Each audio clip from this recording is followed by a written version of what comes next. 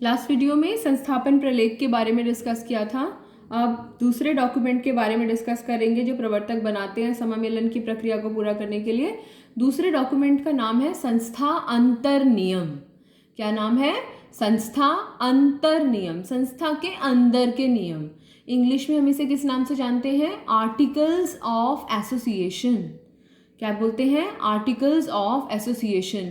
जो पिछला डॉक्यूमेंट हमने पढ़ा था उसका नाम था संस्थापन प्रलेख और इंग्लिश में हम उसे कहते हैं मेमोरेंडम ऑफ एसोसिएशन। अब दोनों को कंपेयर करके भी हम इसको याद रखने की कोशिश कर सकते हैं। जब जैसे जैसे हम यहाँ पर पढ़ेंगे तो आप देखेंगे कि अच्छा यहाँ पर ये है तो वहाँ पर वो था। फॉर एग्जाम्पल अगर मैं सबसे पहली ही लाइन पढ़ूँ तो संस्था अंतर नियम का क्या अर्थ है? संस्था अंतर नियम का अर्थ है कि यह कंपनी का सहायक प्रलेख है। हमने संस्थापन प्रलेख में पढ़ा था कि वह कंपनी का मुख्य प्रलेख होता है और संस्था अंतर नियम जो होता है वो कंपनी का सहायक प्रलेख है और यह कंपनी के आंतरिक प्रबंध के नियमों का उल्लेख करता है। तो दो बातें अंडरलाइन कर लीजिएगा, सहायक प्रलेख और आंतरिक प्रबंध के नियमों का उल्लेख। अब सहायक प्रलेख है वो मुख्य प्रलेख है, वो बाहर के लोगों के साथ में संबंध दर्शाता है, ये अंदर के लोगों के साथ में संबंध दर्शाता है। तो आप देखेंगे ये याद करने का भी तरीका है। दूसरा, अगर कभी संस्थापन प्रलेख और अंतर नियम में अंतर आ जाए तो वहां पर भी हमारे काम आता है। अब इनकी विशेषताएं डिस्कस करते हैं एक एक करके। सबसे पहली विशेषता तो यही है कि यह कंपनी का सहायक प्रलेख है। जो संस्थापन प्रलेख था वो कंपनी का मुख्य प्रलेख था। दूसरा, ये आंतरिक प्रबंध से संबंधित है। आंतरिक प्रबंध से संबंधित होने का मतलब क्या है? संगठन के अंदर जो नियम कानून चलेंगे उनसे रिलेटेड है, उनसे संबंधित है। तीसरा, हर कंपनी को अपना खुद का संस्था अंतर नियम बनाना अनिवार्य नहीं है। हर कंपनी को, not every company is required to make its own articles of association.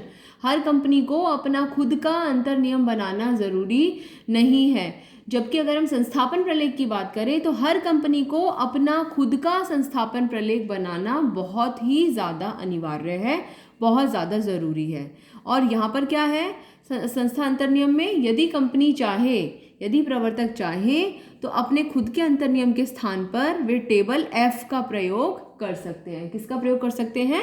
Table F का प्रयोग। और वहाँ पर हमने पढ़ा था संस्थापन प्रलेख में कि संस्थापन प्रलेख में उसको बदलना लगभग असंभव होता है, कठिन होता है। लेकिन यहाँ पर अंतर नियम में जो कुछ भी चेंजेस, हम कोई भी रूल में, नियमों में कोई परिवर्तन करना चाहते हैं तो वो परिवर्तन करना बहुत ही आसान होता है, कंपैरेटिवली ईजी होता है। तो आई होप ये क्लियर है। क्या होता है? ये एक सहायक प्रलेख होता है, आंतरिक प्रबंध से संबंधित होता है। ज़रूरी नहीं होता हर कोई बनाए, नहीं बनाना चाहते तो कंपनीज एक्ट में एक फॉर्मेट दे रखा है, उसका इस्तेमाल कर सकते हैं। क्या नाम है उस फॉर्मेट का? Table F। और इसमें चेंज करना बहुत ही आसान होता है। वीडियो को पॉज करके इसे नोट कर लो। अब हम डिस्कस करेंगे कि संस्था अंतर नियम में आखिर लिखा क्या होता है। जैसे हमने संस्थापन प्रलेख के टुकड़े करे थे, संस्थापन प्रलेख के कितने टुकड़े थे? 6। लेकिन अंतर नियम के ऐसे कोई टुकड़े नहीं है, उसमें कुछ रूल्स लिखे हुए हैं। There is a long list of rules, बहुत लंबी सूची है। उसमें से कुछ हमने ऐसी चीजें निकाली हैं जिसको कि शायद हम समझ पाए। क्या क्या हो सकता है, एक एक करके डिस्कस करते हैं। पहली चीज, प्रारंभिक अनुबंधों की जानकारी। प्रारंभिक अनुबंध का मतलब क्या होता है? जो कंपनी के समामेलन से पहले जो अनुबंध किए गए हैं, समामेलन पत्र प्राप्त करने से पहले जो प्रवर्तकों ने जो अनुबंध किए हैं, प्रवर्तकों ने जो कॉन्ट्रैक्ट्स किए हैं, उसकी पूरी एक लिस्ट तैयार की जाती है, उसकी पूरी एक सूची तैयार की जाती है कि ये वो एग्रीमेंट्स हैं जो कंपनी के जन्म लेने से पहले किए गए थे। देखिए, हमने पढ़ा था कंपनी के निर्माण में 4 चरण होते हैं। कंपनी के निर्माण में कितने चरण होते हैं?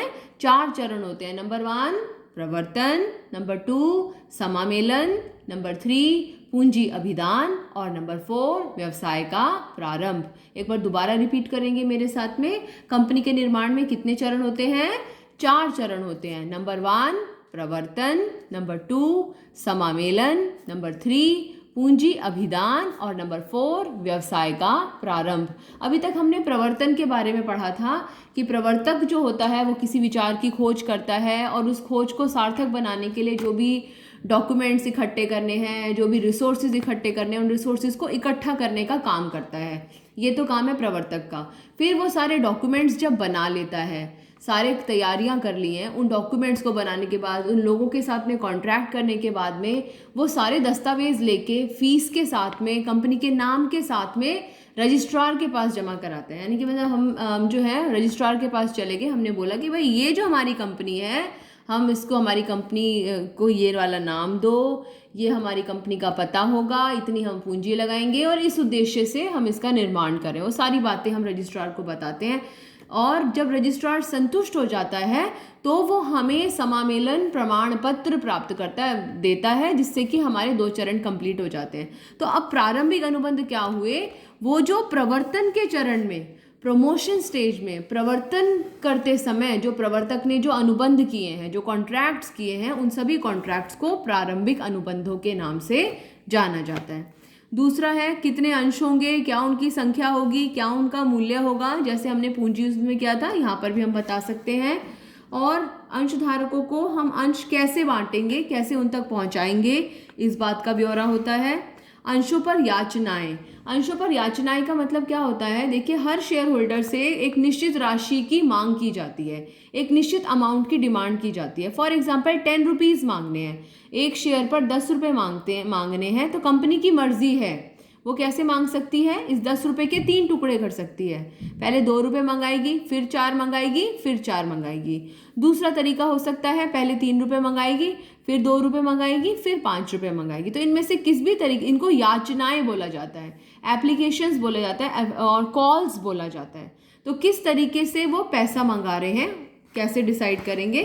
अंश प्रमाण पत्र, जो लोग पैसा दे देंगे उनको क्या डॉक्यूमेंट दिया जाएगा, कैसा होगा, वो सारी जानकारी। आजकल सारी चीज़ें पेपरलेस हैं, बिना पेपर के सारा काम होता है। डीमैट अकाउंट खोला जाता है, उसमें खाते अकाउंट शेयर्स प्लस कर दिए जाते हैं। मतदान के अधिकार की जानकारी, जो शेयर होल्डर्स हैं, अंशधारक हैं, उन्हें मतदान का अधिकार होता है, वोट का अधिकार होता है। कंपनी कोई भी निर्णय लेती है तो वो अंशधारक, 2 तरह के अंशधारक होते हैं। यहाँ पर हम समता अंशधारकों की बात कर रहे हैं, जिन्हें वोट देने का अधिकार है, तो उन्हें बताया जाता है कि आपको इन बातों में बोलने का अधिकार है। सभाओं के विषय में नियम, सभाएं क्या होती हैं, मीटिंग्स होती हैं। जो अंशधारक होते हैं, जो शेयर होल्डर्स होते हैं, उनकी एक मीटिंग बुलाई जाती है और वो वहाँ पर डिस्कस होता है, कंपनी के कुछ मुद्दों पर फैसले लिए जाते हैं। तो वो मीटिंग्स कैसे कैसे होंगी उसका निर्णय लिया जाता है। निदेशकों की नियुक्ति और उनके अधिकार, डायरेक्टर्स कैसे अपॉइंट किए जाएंगे, उनको क्या क्या अधिकार होंगे, इस चीज़ का ब्यौरा। कॉमन सील की जानकारी, कंपनी की कॉमन सील, कंपनी की सार मुद्रा कैसी होगी, कौन कौन इस्तेमाल करेगा, इन सब चीज़ों की डिटेल। लेखे तथा अंकेक्षण, खातों की जांच होती है, खाते कैसे बनाए जाएंगे, कौन इनकी जांच करेगा, ये सारी चीज़ों का जो ब्यौरा है वो संस्था अंतर नियम में लिखा जाता है। वीडियो को पॉज करके ये सारा नोट कर लीजिए, फिर अगले लास्ट 2 पॉइंट्स की तरफ चलते हैं। कंपनी की समापन की विधि कैसे होगी, कैसे कंपनी को बंद किया जाएगा, और अगर अपने पैसे के अलावा कंपनी को उधार के पैसे की भी ज़रूरत है तो उधार कैसे इकट्ठा करेगी। तो उधार का पैसा इकट्ठा करने का तरीका, बैंक से उधार ले सकते हैं या फिर ऋण पत्र जारी कर सकते हैं, उसके माध्यम से भी पैसा इकट्ठा किया जा सकता है। तो ये कुछ पॉइंट्स हैं। There is a long list of points available in articles of association. अंतर नियम में बहुत लंबी लिस्ट है बातों की, लेकिन उनमें से कुछ बातें हैं जो हमने यहाँ पर लिखी हैं, जिनको आप याद रख सकते हैं अगर संस्था अंतर नियम पर एक शॉर्ट नोट आता है। तो अगली वीडियो में हम प्रविवरण और स्थानापन्न प्रविवरण के बारे में डिस्कस करेंगे।